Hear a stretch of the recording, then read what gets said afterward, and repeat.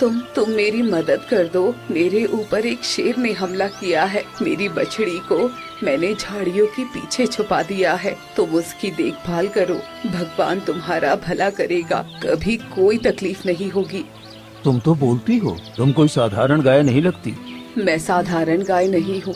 मुझे वरदान मिला है कि मैं कुछ इंसानों से बातें कर सकती हूँ और सिर्फ जो नेक इंसान होगा वही मेरी भाषा समझ सकेगा। यानी कि तुम मेरी भाषा समझ रहे हो तो दिल के तुम बहुत नेक इंसान हो। मुझ पर एक एहसान करो, मेरी बछड़ी को ले जाओ और उसकी देखभाल करो। तुम्हारी बछड़ी वो ठीक तो है ना? हाँ, वो ठीक है, पर शेर किसी भी वक्त उसे मार देगा। मुझ पर रहम करो और मेरे बच्चे को अपने साथ ले जाओ। ठीक है, मैं तुम्हें वचन देता हूँ कि तुम्हारे बच्चे को भी मैं अपने बच्चों की तरह पालूंगा।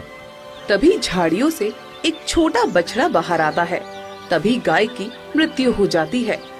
नहीं माँ, तू मुझे छोड़कर नहीं जा सकती। माँ उठो ना, मेरा अब देखभाल कौन करेगा? शांत हो जा बेटी, अब तुम्हारी माँ इस दुनिया में नहीं रही। अब से हम तीनों हमेशा एक परिवार बनकर रहेंगे। पर मेरी माँ मुझे छोड़कर नहीं जा सकती। ये तो कुदरत का नियम है, जो आया है उसे जाना ही पड़ता है। रुको, मैं तुम्हारी माँ की अंतिम यात्रा अच्छी तरह से कर देता हूँ। रघु मिट्टी खोदकर गाय को दफनाता है और बछड़े को लेकर अपने घर आ जाता है।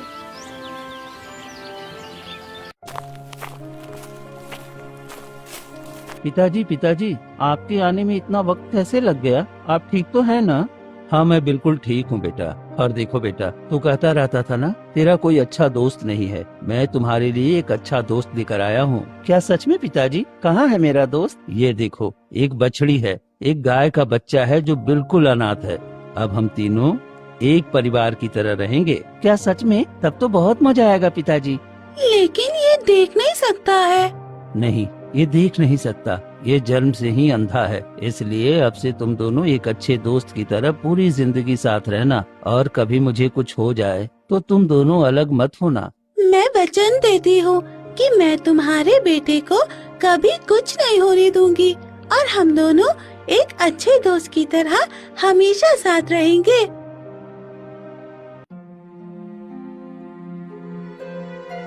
दिन रात की मेहनत से धीरे धीरे समय बीतता है और देखते ही देखते 10 साल बीत जाते हैं। ज्यादा मेहनत और बीमारी के कारण एक दिन रघु की मृत्यु हो जाती है। पिताजी, पिताजी क्या हो गया? आप कुछ बोल क्यों नहीं रहे हैं? गौरी, पिताजी को क्या हो गया? ये कुछ बोल क्यों नहीं रहे हैं? गोपाल पिता की मृत्यु हो गई है। अब वो कभी बोल नहीं पाएंगे। वो हमें छोड़कर चले गए हैं। नहीं नहीं, ऐसा नहीं हो सकता। पिताजी मुझे छोड़कर नहीं जा सकते। पिताजी, पिताजी उठिए ना, क्या हो गया है आपको?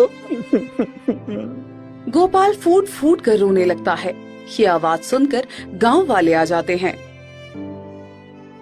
अरे गोपाल, तेरे पिता की मृत्यु हो गई है। अरे अब क्या होगा इस बेचारे अंधे का? अब तो इसका दुनिया में कोई नहीं है। कैसे ये अपने पिता का अंतिम संस्कार करेगा? हाँ, तुम ठीक कहते हो भाई। अरे जब से ये पैदा हुआ है, एक तो अंधा पैदा हुआ, ऊपर से इस बेचारे को इतना परेशानी और इतना काम करना पड़ा कि देखो, वक्त से पहले ही चला गया। अब पता नहीं इस अंधे का क्या होगा। हाँ हाँ, लगता है यही अपशगुन है। जन्म लेते लेते अपनी माँ को खा गया और देखो अब अपने पिता को भी खा गया। ऐसे अपशगुन को तो हमारे गाँव में भी नहीं होना चाहिए। आप लोग ये कैसी बातें कर रहे हो? मेरे पिताजी की मृत्यु हो गई है और आप लोग अभी भी उल्टी सीधी बातें कर रहे हो। चले जाओ यहाँ से। अगर मेरे गम में शामिल नहीं हो सकते तो कम से कम मुझे ताना मत मारो, ये ठीक नहीं है। अरे इसकी अकड़ तो देखो, एक तो ये अंधा है और ऊपर से इसकी हालत इतनी कमजोर है। अरे अब तो संभल कर बात किया कर। एक तू और एक ये तेरा गाय, तुम दोनों क्या कर लोगे? पूरे गाँव में तो भूखे मरोगे। सभी गांव वाले वहाँ से चले जाते हैं। गोपाल, अपना दिल छोटा मत करो। गांव वाले तो ताने देते हैं। मैं तुम्हारी जिम्मेदारी उठाऊंगी, तुम्हें कुछ भी नहीं होने दूंगी। तुम्हारे पिता को वचन दिया था, उन्होंने मुझे अपना समझा, तो मैं तुम्हारा सहारा बनूंगी, तुम्हारी अच्छी तरह देखभाल करूंगी। गोपाल और गौरी मिलकर रघु का अंतिम संस्कार करते हैं। कुछ दिन बीतते हैं।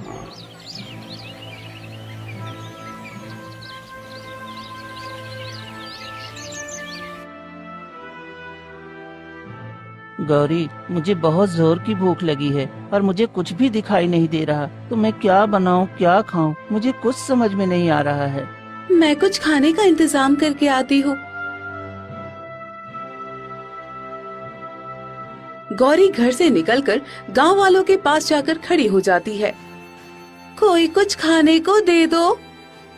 ये गाय यहाँ पर क्या कर रही है? लगता है हमसे कुछ कह रही है। अरे गाय भला कैसे बोल सकती है? तुम्हें जरूर कोई नशा हुआ है। अरे जा जा जा यहाँ से, तेरा साया हमारे ऊपर मुसीबत लाने वाला जैसा है। जा जा यहाँ से। गौरी को भगा दिया जाता है और वो कई जगह मदद मांगती है, लेकिन कोई उसकी मदद नहीं करता। थक हार कर गौरी घर वापस आती है।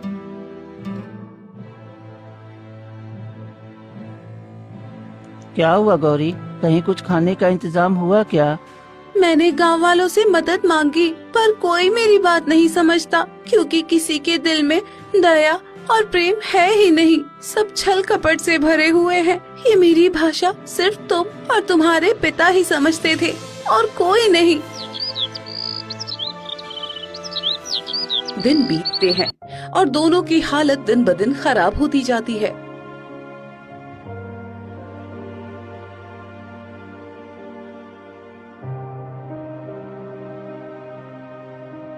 गौरी, चलो मैं तुम्हारे साथ चलता हूँ, शायद कोई हमारी मदद कर दे।